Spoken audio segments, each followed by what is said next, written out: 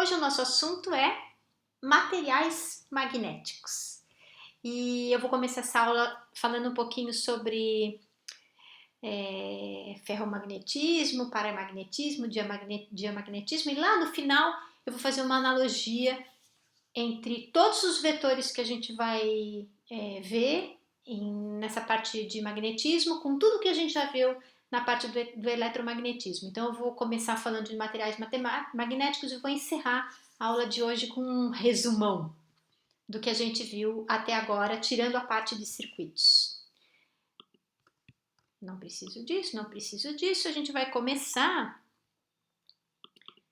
com a definição do magneton de Bohr. Então vamos ver o que é isso. É uma coisa que vocês vão usar muito no curso de estrutura da matéria, mas que a gente já consegue definir as primeiras coisas aqui. Então, quando a gente tem um átomo dentro de um material, os elétrons dentro desse material, eles se comportam, eles formam espiras de correntes microscópicas que podem se mover. Se isso acontece, eles produzem campos magnéticos. Mas a gente já discutiu isso aqui, que por causa desse movimento aleatório dos átomos, essa distribuição aleatória que eles têm lá dentro do material, o campo magnético resultante é zero, ou seja, pode ser zero. Em muitos casos não é, que é o que a gente vai ver agora, né? Quando a gente coloca esses materiais sob a ação de um campo magnético externo, essas espiras tendem a se alinhar paralelamente ao campo magnético externo. Quando isso acontece, que acontece esse alinhamento, a gente tem um material que a gente diz que está magnetizado. Então, para a gente entender isso um pouquinho mais a fundo, eu vou discutir com vocês como é que surgem essas correntes microscópicas, né? Então, o que eu tentei desenhar aqui foi o elétron na sua órbita, né? Então, eu tenho um átomo de hidrogênio, por exemplo, que é o mais simples, tem lá o núcleo no meio, que nem está desenhado aqui, e aí eu tenho um elétron que está circulando na sua órbita eletrônica. Bom, se ele tiver uma velocidade nessa direção, isso significa que eu vou ter uma corrente elétrica que vai estar na direção oposta, né? Isso aqui é equivalente a uma espira circular. Bom, eu vou chamar de I grande o momento angular, né? Se eu tenho um elétron que está orbitando, é natural pensar que ele tem um momento angular. Depois a gente vai falar um pouquinho de spin também. Mas nesse momento ele tem esse momento angular, que seria o análogo, por exemplo, ao movimento que a Terra executa ao redor do Sol. Ok, a gente já viu que o momento de dipolo magnético é a corrente vezes a área dessa seção, né? Essa área aqui, nesse caso, é πr ao quadrado, eu disse que esse raio dessa órbita é rzinho. E a gente sabe que 2πr, que é a distância que esse elétron vai percorrer, é simplesmente a sua velocidade vezes o tempo que ele leva para percorrer, e esse tempo eu estou chamando de período. Então, o período que ele leva para percorrer essa órbita é 2πr por v. Por outro lado, a gente sabe que a corrente é carga por tempo. Então, nesse nosso caso, a corrente vai ser simplesmente a carga é só um elétron dividido pelo período que ele demora para executar esse movimento circular. Bom, se eu substituir tudo aqui nessa expressão para o momento magnético, o I é E sobre T, que eu botei aqui, e a área é πr ao quadrado. Agora, o T é 2πr sobre V, então eu posso dividir esse E por 2πr sobre V, ou V sobe, certo? Corto aí o que está sobrando e chego à conclusão que esse momento magnético é EVR sobre 2. Muito bem, a gente sabe que o momento angular é mv vetor r, né? Se eles tiverem direções perpendiculares, é simplesmente mvr, portanto, v vezes r é o momento angular dividido pela massa. Portanto, eu posso, se eu comparar essas duas expressões, o v vezes o r, que é o v vezes o r, é o momento angular pela massa, eu posso reescrever esse momento magnético como sendo E vezes o L dividido por 2m, que é a expressão que eu tenho aqui. Na verdade, esse momento magnético é um vetor, né? Como ele é um vetor, ele tem a mesma direção do momento angular resultante desse movimento circular. Na mecânica quântica, aí a gente vai, é um gostinho do que vocês vão ver lá no curso de estrutura da matéria. O que se sabe, imagina, né, se eu tenho um núcleo que é positivo e eu tenho um elétron que é negativo e eu solto esse elétron ao redor do núcleo, por aquilo que vocês estão aprendendo aqui nesse curso, a gente sabe o quê? Que essa carga, cadê minha câmera? Que essa carga positiva está atraindo a carga negativa, né? Então, o que vocês esperariam é que ela fosse para cá. No máximo que ela fizesse um movimento orbital até chegar lá no núcleo, né? No caso do átomo de hidrogênio é um próton. Mas isso não acontece. Não acontece. O elétron fica orbitando ao redor do núcleo positivo. Então, por que isso não acontece, né? Então aí vem o primeiro dos postulados da física quântica, que está associado ao postulado de Bohr, que diz que, na verdade, enquanto ela está nessa órbita natural, é um pouquinho mais sofisticado do que isso, eu estou simplificando porque nos interessa. Enquanto o elétron está na sua órbita natural, ele não irradia e ele tem um momento angular que é proporcional a um número que é conhecido como constante de Planck, que é que eu escrevi aqui, né? Então, um dos postulados de Bohr, da mecânica quântica, é que o momento angular desse elétron é h cortado. Esse h sobre 2π é uma grandeza que a gente costuma chamar de h cortado. Na verdade, ela é um pouquinho mais sofisticada do que isso. Ele diz que o L é nh cortado, onde esse n é um número quântico lá, da física quântica, que pode ser 1, 2, 3. Mas como eu estou tomando a situação mais simples, esse n é 1, então esse L é simplesmente h cortado, onde esse h é a constante de Planck, que é esse número miserável aqui, de pequenininho, 6,626 vezes 10 a menos 34 joules segundo. Miserável na nossa vida, né? Mas se a gente vai para o âmbito da física atômica, onde as ordens de grandeza são muito menores, isso aqui passa a ter um valor considerável, né? Passa a ter uma importância considerável. Muito bem, vamos voltar lá para o nosso momento magnético, né? Então, se eu substituir esse momento angular aqui por esse momento angular da mecânica quântica, que é o h sobre 2π, eu posso reescrever esse meu momento magnético aqui como sendo E sobre 2m, eu botei um ezinho aqui, me, para lembrar que é a massa do elétron, h cortado, né, que é o que eu escrevi aqui. E essa quantidade, percebam, são só constantes. O E é a carga do elétron, o h cortado é h, que é esse número aí dividido por 2π, o 2 é um 2, né? E a massa do elétron é um valor que tem um valor bem definido, que é da ordem 10 a menos 31 do quilo. A gente substitui esses números todos, eu obtenho que esse momento magnético aqui é 9, qualquer coisa, vezes 10 a menos 24 joule por Tesla. Percebam que esse cara aqui que é conhecido como magneton de Bohr, né? Esse cara que é essa definição que eu falei aqui no começo. Vamos falar do magneton de Bohr? Então, isso tudo é para dizer que nessas condições, para esse caso, eu tenho um valor bem definido para esse magneton de Bohr, né? Muito bem, a gente já viu aqui que a energia potencial que a gente obtém quando a gente põe um dipolo um dipolo magnético num campo elétrico externo, né, que ele tende a se alinhar, é o produto escalar entre o momento magnético do dipolo e o campo magnético externo, né, com esse sinalzinho de menos aqui. Ok, antes de eu ir para frente e dizer que isso tem a ver com as definições que a gente vai falar, eu queria dizer que esse elétron, na verdade, ele tem um outro número quântico associado a ele, que é conhecido como spin, né? Esse spin, se a gente fizer uma analogia, percebam que o número quântico é um número quântico que se diferencia uma criatura de outra criatura. Mas, se a gente fizer uma analogia com o que a gente conhece de movimento de translação e rotação, por exemplo, da Terra ao redor do Sol, muita gente faz essa analogia de que esse spin do elétron, que é conhecido como momento angular intrínseco, então é um momento angular dele mesmo, da sua própria existência que ele tem, a gente poderia pensar como spin que roda para cima e spin que roda para baixo, porque são duas possibilidades de movimento de rotação. Mas isso é só uma analogia, né? No fundo, esse spin é também uma espécie de momento angular. Então, na hora que eu quiser saber qual é o momento angular total de um elétron que está orbitando ao redor de um átomo, rigorosamente eu tenho que somar o seu momento angular, que eu defini aqui, que é o H cortado, né, NH cortado, dependendo de que órbita ele estiver, né, com o seu spin. Então, antes de eu concluir essa história, vamos falar um pouquinho do spin. Né? Então, esse spin foi descoberto num experimento que foi desenvolvido por Stern-Gerlach, realizado aí pelo dois caras, né? Pelo Stern e pelo Gerlach.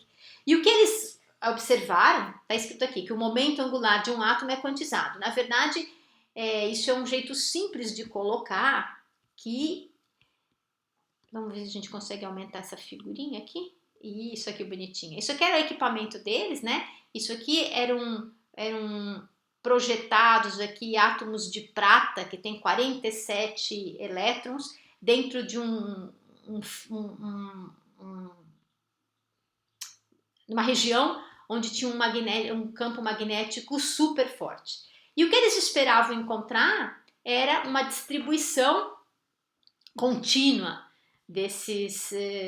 o que acontecia com o momento angular desses átomos de prata? Eles esperavam ter uma distribuição contínua. E o que eles observaram? Tcharam, foram 2 pontinhos aqui, né? Que acabaram sendo associados com o fato de ter spin para cima, spin para baixo, ou desse momento magnético intrínseco dos elétrons. Aí vocês podem me dizer assim, mas prata tem um monte de fulanos, né? Como é que eles sabem que esses momentos angulares não se somaram todos e teve uma maluquice? Bom, eu posso contar para vocês que depois isso foi repetido com hidrogênio, que só tem um elétron, e de novo o que se observa são esses 2 pontinhos aqui clássicos. Nossa experiência de Stern-Gerlach, que vocês vão entender melhor como é que ela funciona mais lá para frente, ela disse pra gente, deixa eu ver se tem aqui alguma coisa aqui, não, mas na verdade, isso aqui já está tudo em notação de mecânica quântica, é como se esses elétrons são partículas do que a gente chama de spin meio. Isso tem consequências, né? E algumas das consequências vocês já conhecem, né? Que é o fato dessas partículas obedecerem o princípio de Pauli. Então, mesmo sem saber nada de quântica, quando vocês estudaram química, que vocês fizeram aquela distribuição de elétrons na estrutura eletrônica dos átomos, vocês no fundo estavam usando a informação de que esses elétrons têm esse spin intrínseco esse momento angular intrínseco chamado de spin, e que ele é um férmion, né? Então, férmion são as partículas que têm spin semi-inteiro, então meio, 3 meios, e que obedecem o princípio de Pauli. O que isso tudo tem a ver com a nossa conversa? Então, vamos continuar aqui nela. Tem a ver que em alguns átomos, ou em alguns materiais, ou em muitos materiais, deixa eu aumentar isso aqui para ficar... Deu para enxergar? A somatória, vamos pensar lá no prata, por exemplo, né? Então, se o átomo de prata tem 47 elétrons, a somatória dos momentos angulares de todos esses elétrons em um átomo, com todos os seus spins, dá 0, né? Em alguns materiais. Quando eu somo todos os átomos que estão ali no meio material, isso continua dando 0. Mas em outros... Isso não é verdade. A somatória desses momentos angulares com esses spins vai me dar um momento magnético, né, que é proporcional ao momento angular, que é da ordem do magnetão de Bohr. Muito bem, isso significa que se eu tenho um momento magnético, é como se eu tivesse um dipolo ali dentro, né? Na hora que eu coloco um campo magnético externo, eu gero um torque que faz com que esse dipolo tenda a se alinhar com esse campo magnético externo, que é o que eu escrevi aqui, né? O torque vai ser o momento magnético da ordem desse momento magnético de Bohr, produto escalar com esse campo magnético externo que eu estou colocando. Na verdade, se eu medir o campo magnético total, é como se eu estivesse somando todos os campos magnéticos devido a todas essas espiras que geraram essa corrente, mais o campo magnético externo. No fundo, o campo magnético total nesse meio material vai ser um B0, que é produzido pela corrente que flui desse condutor, que eu vou chamar de paramagnético, porque ele tem esse comportamento. Então, o que é o paramagnetismo? Paramagnetismo é a característica de materiais que vão ter esse comportamento que eu estou descrevendo. Então, no paramagnetismo, a soma desses momentos angulares e spins não dá zero, certo? Portanto, eles são suscetíveis à magnetização desses seus dipolos quando eles estão sujeitos a um campo magnético externo. Então, esse movimento magnético, o campo magnético total nesse meio material vai ser esse B0 mais μ0 vezes o M, onde o M é a magnetização que foi gerada, que nada mais é do que o momento magnético total dividido pelo volume presente ali na minha amostra, certo? Bom, esse novo momento magnético aqui,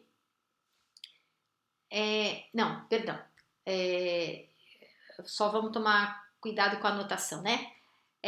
Agora eu posso dizer então que a relação, então esse Mi aqui é o meu momento magnético total, esse cara aqui é μ0 vezes M, onde esse M é a minha magnetização. Agora, se eu tiver um material paramagnético, isso é, que obedece essas características, que tem esse comportamento quando sujeito a um campo magnético externo, eu posso definir um novo Mi, e agora esse Mi não é mais o meu momento magnético de polo, esse Mi é associado com esse μ0, né? Então, esse μ0 original, que é a quantidade que a gente encontra no vácuo, ele aparece multiplicado por uma característica que depende do material paramagnético, que a gente chama de permeabilidade no material.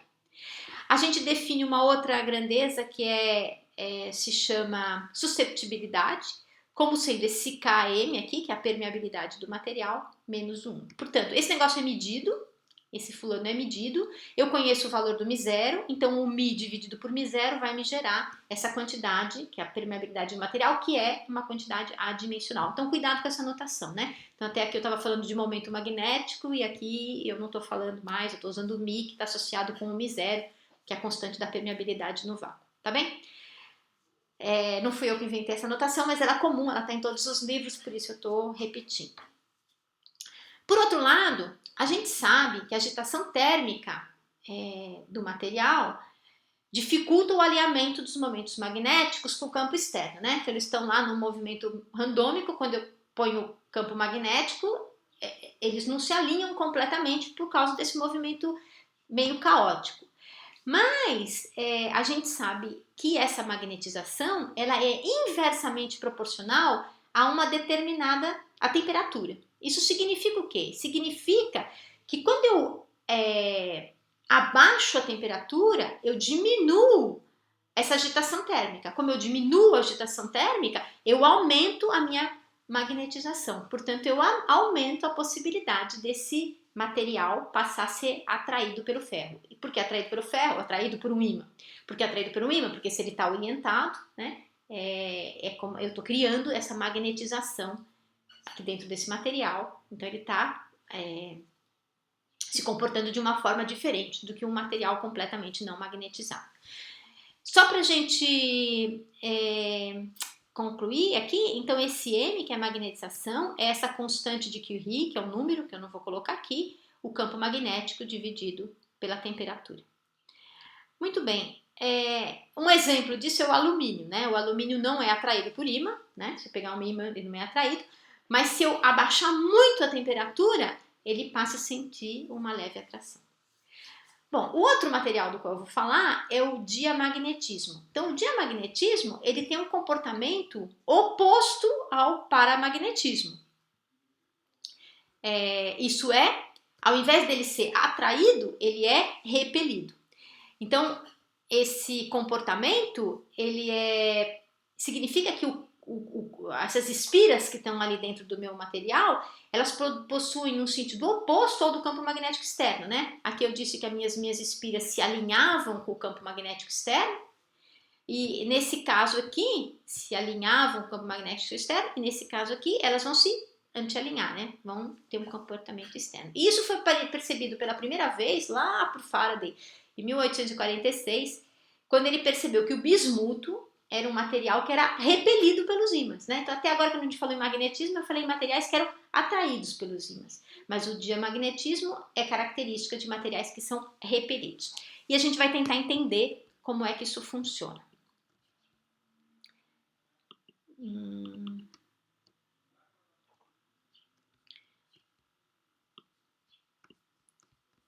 Vamos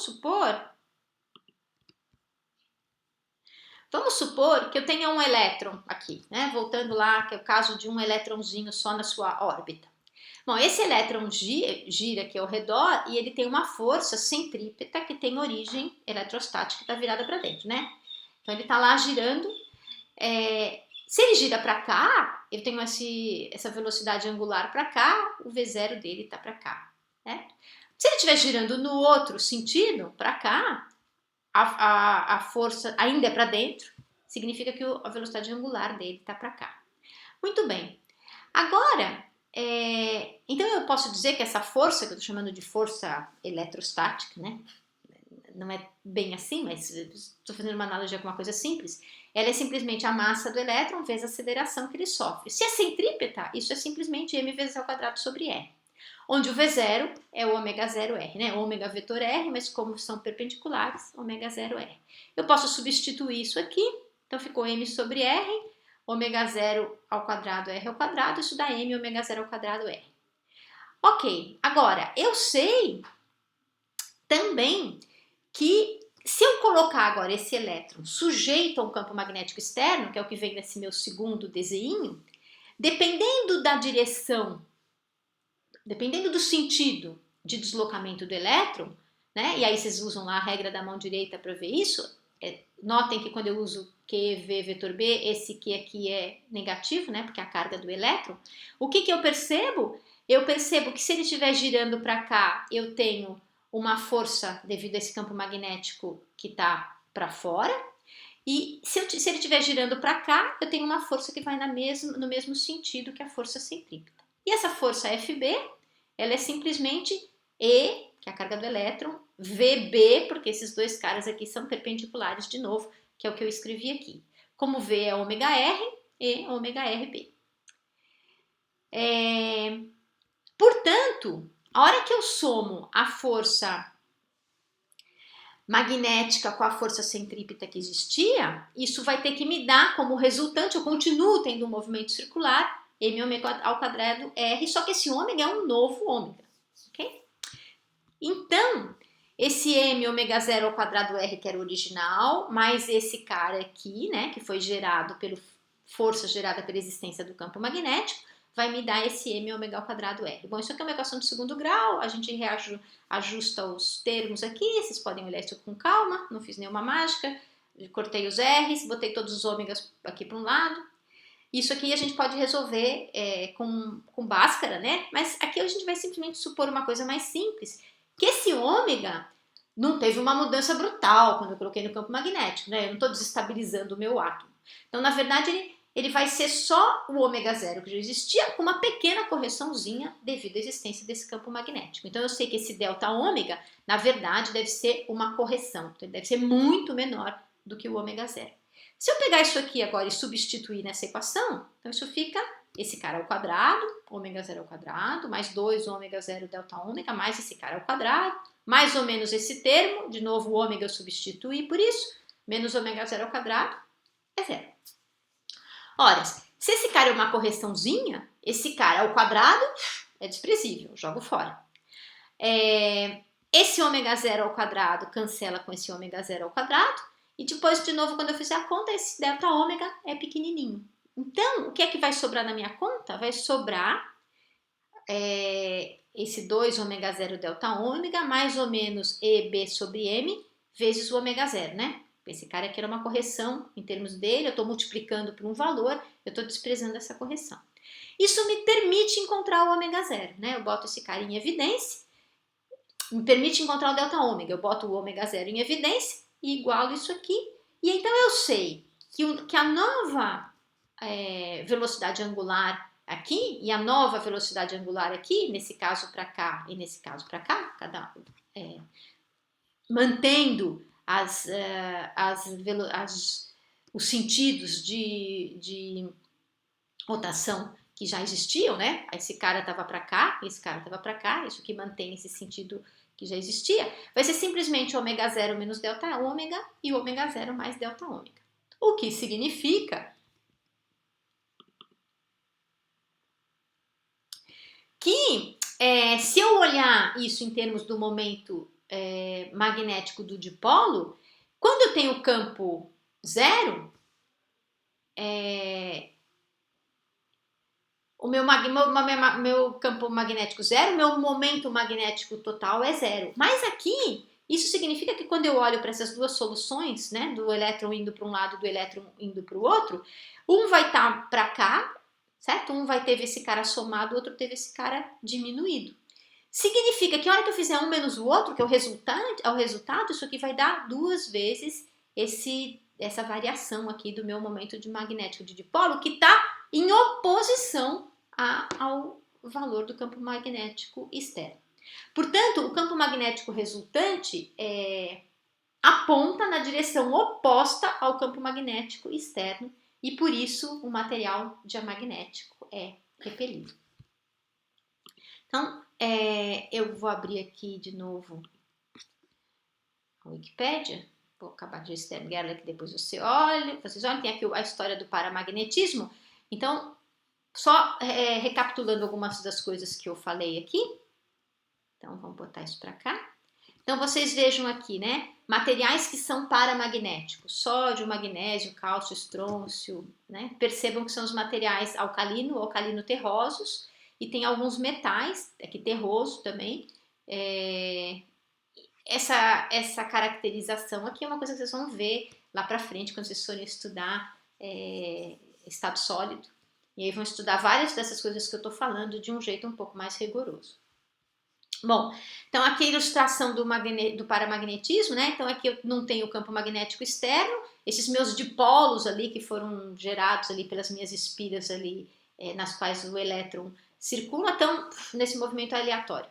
Aí eu coloco um campo magnético externo, existe já uma tendência de alinhamento. Se esse campo magnético for muito forte, eu consigo um alinhamento um pouquinho melhor.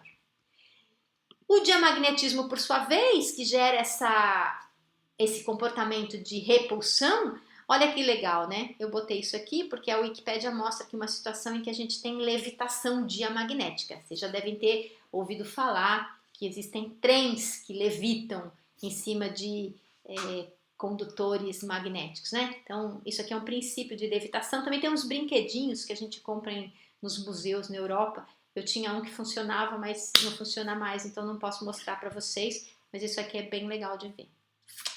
Tá bom, agora vamos para o mais importante, né? Eu já falei do paramagnetismo, do diamagnetismo, vamos falar do ferromagnetismo, né?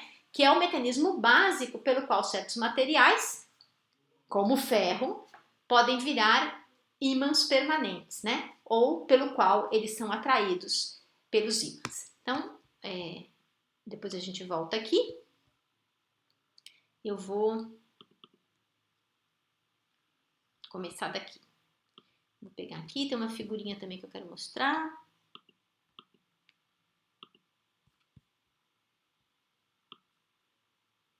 Aqui, ok. E aqui eu vou pegar esse anel de Rowland. Vou botar isso aqui no cantinho.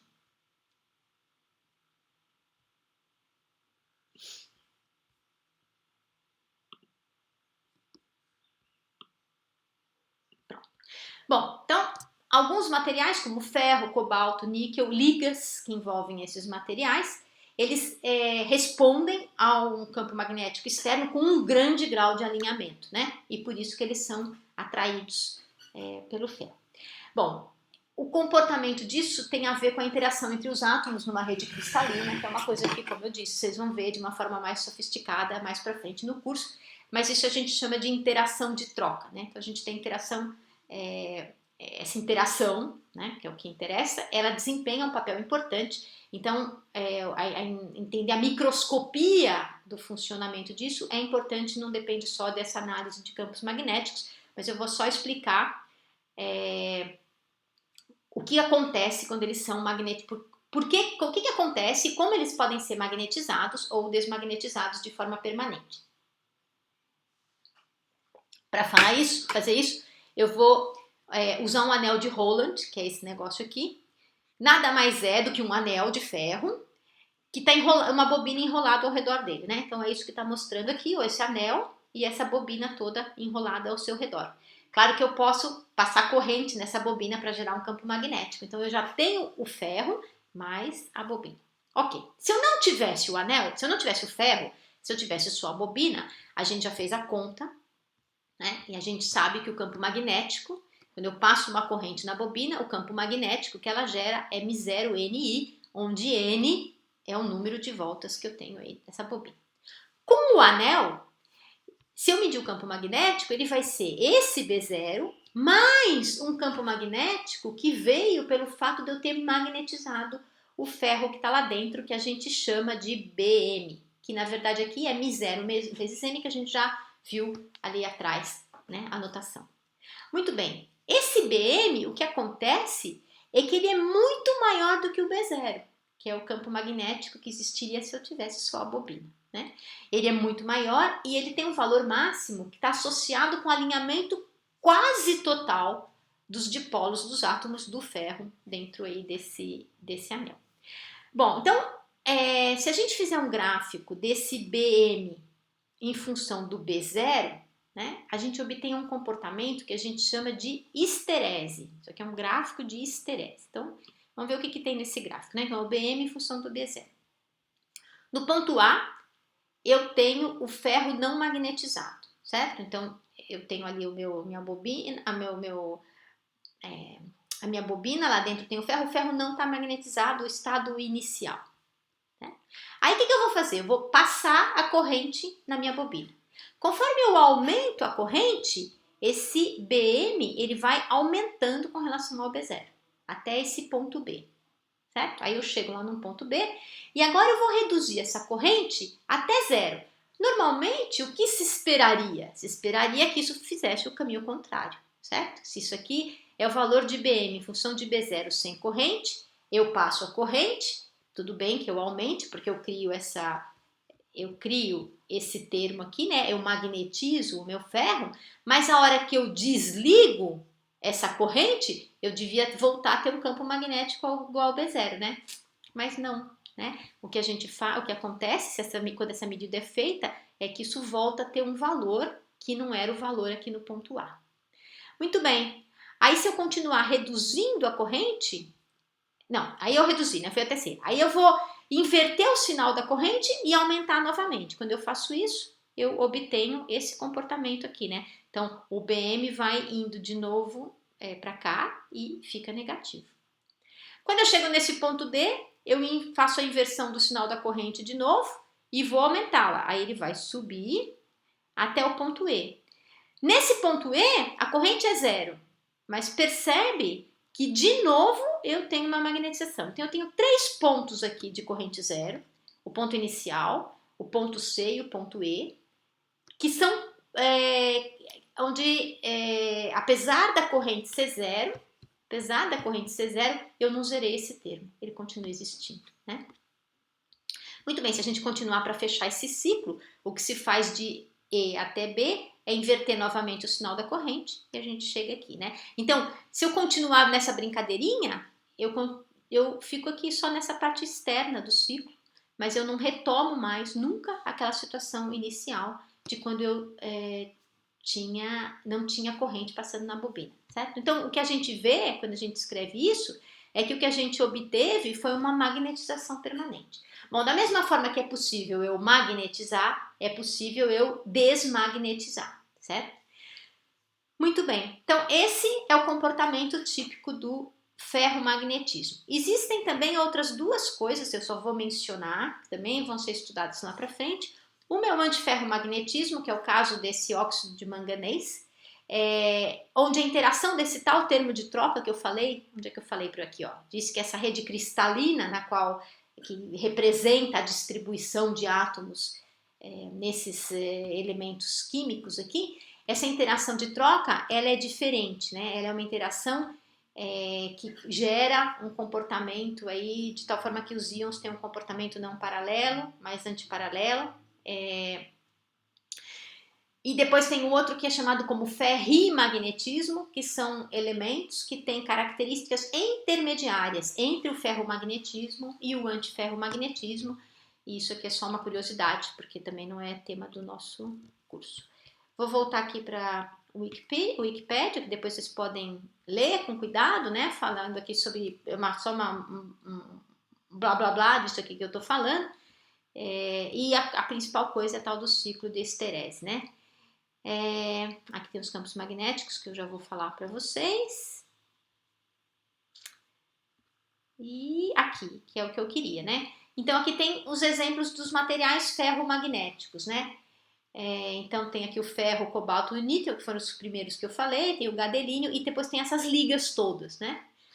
E essa temperatura de Curie é justamente aquela temperatura, onde é que estava? Essa temperatura aqui, deixa eu aumentar, né? Porque com essa letra aqui vocês não vão entender, que é justamente aqui essa temperatura, esse T, né? Que é a temperatura de Curie. Eu escrevi aqui Pierre, que depois eu acho que eu esqueci de falar, porque quando você fala em Curie, todo mundo pensa na Madame Curie, né? Mas nesse caso aqui não é o Curie da Madame Curie, é o Curie do Pierre Curie. Muito bem.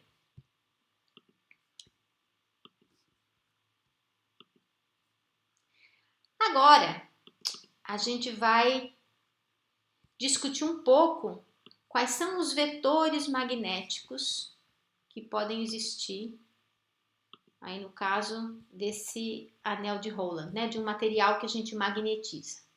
Então vejam, no caso desse anel, esse BDL, se a gente olhar para a lei de Ampère, que era só μ0i, na verdade ele está corrigido por causa da presença do ferro, né? Então isso aqui, como eu tenho que o B era lá o meu campo magnético B0 corrigido por aquela magnetização, se eu estiver integrando esse cara e fazendo produto escalar para integrar aqui, o final eu tenho que integrar, levar isso em conta do lado de cá também dessa equação, né? Então isso aqui aparece esse termo que é μ0 integral do MdL, onde o M é a magnetização. Bom, se eu reescrever esse termo aqui, passar isso para o lado de lá, isso fica que B menos μ0M dL é o μ0I. Ou a integral de B menos μ0M sobre μ0 dL é igual ao I. E aí o que se faz em geral é definir esse novo vetor, né? Que na verdade é um B menos um μ0 menos o M, como H. E a gente chama esse vetor de H de vetor intensidade do campo magnético. Por isso que lá no começo, a primeira vez que eu falei de campo magnético, eu falei para vocês que o vetor B muitas vezes era chamado de vetor indução magnética, né? Para não ficar campo magnético e intensidade do campo magnético, que pode ser um pouco confuso, mas enfim, vamos lidar com isso, porque são os nomes, né, que são mais comuns de serem utilizados. Então, se eu reescrever isso dessa forma, essa integral vira só HDL igual ao I. Bom, então no anel de Rowland, se eu usar essa lei de Ampère alterada para o fato de eu ter ali dentro um ferro, isso aqui vai ser H vezes 2πr0, que é a superfície ali que eu vou escolher para integrar, vai ser N0I0, onde N é o número de espiras que eu tenho ali. Pronto, eu tenho aqui o resultado. Ok. Para substâncias diamagnéticas e paramagnéticas, o que se descobriu experimentalmente é que esse campo magnético ele é proporcional a esse H e que essa constante de proporcionalidade é o μ0 vezes alguma coisa, que é essa constante de permeabilidade magnética, certo? Então, eu posso reescrever esse B como sendo μ0H mais μ0M, né? Por quê? Porque eu posso substituir esse B KM μ0H como sendo o μ0H mais o μ0M, né? Se eu fizer isso, esse meu vetor M, que é o vetor da magnetização, ele pode ser escrito em termos desse vetor H, que é o vetor intensidade magnética que eu defini aqui. No vácuo, o Km é 1. Se o Km é 1, o M é igual a H, é como se eu não tivesse aquele ferro lá dentro, certo? Então, essa minha conta fica simplesmente μ0H, né? O Km dá 1.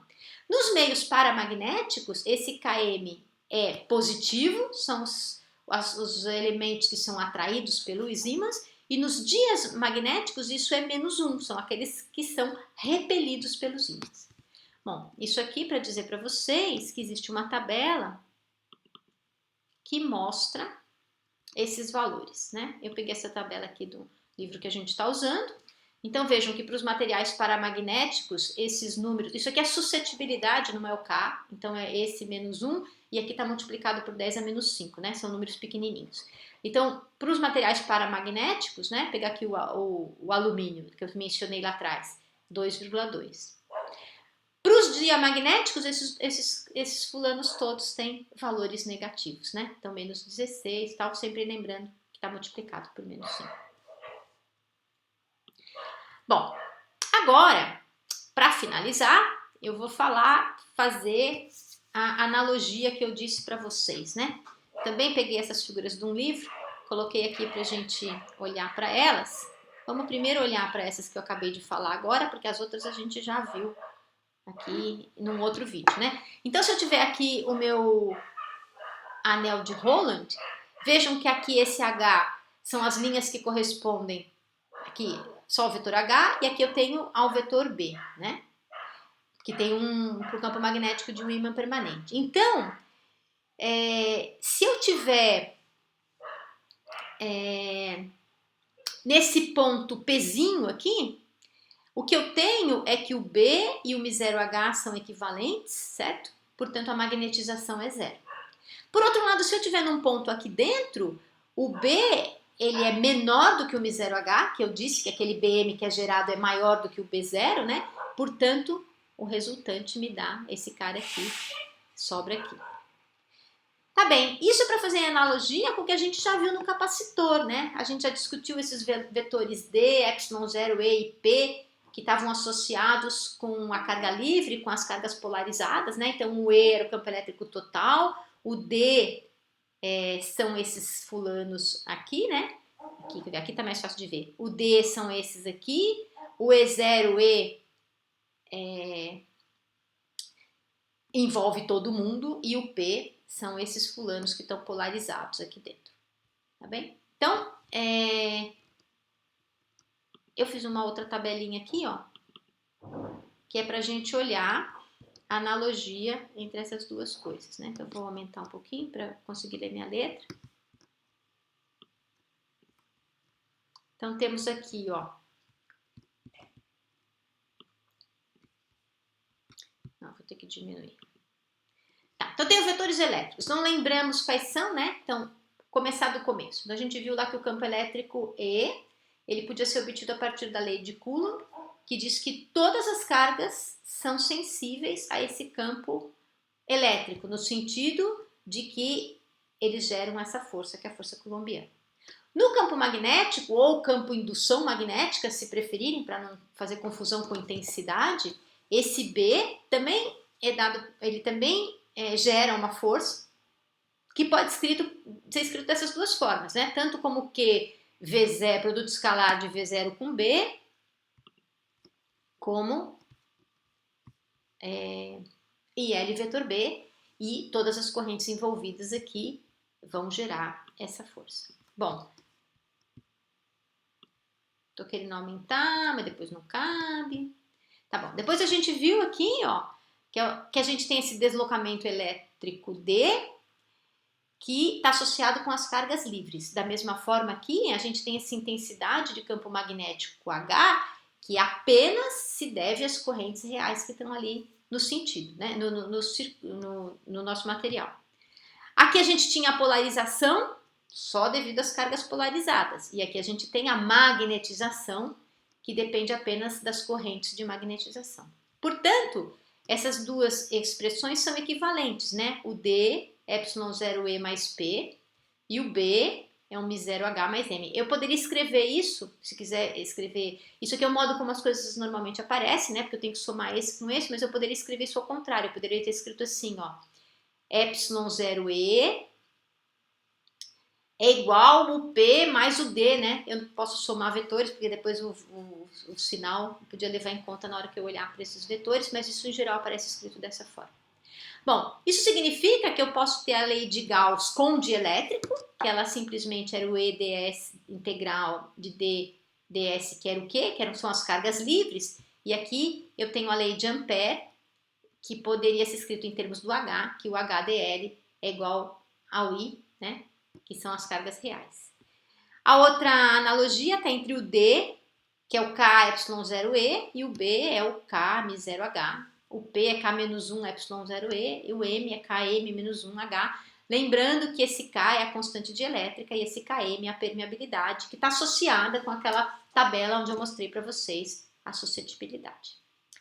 Bom, acho que isso resume, né? Essa tabela, na verdade, resume uma grande parte do curso, de várias coisas que a gente viu no curso, né? Então, é legal entender essas coisas, mas no fundo, o que eu gostaria muito que vocês soubessem fazer no encerramento desse curso é lidar com isso e com isso. Isso já está de bom tamanho para vocês depois enfrentarem o curso de eletromagnetismo que vem aí na sequência na vida de vocês. Então, por hoje é isso. E a gente agora já está no caminho de poder consolidar isso tudo para escrever as leis de Gauss, que é o que eu vou fazer numa próxima oportunidade. Até mais!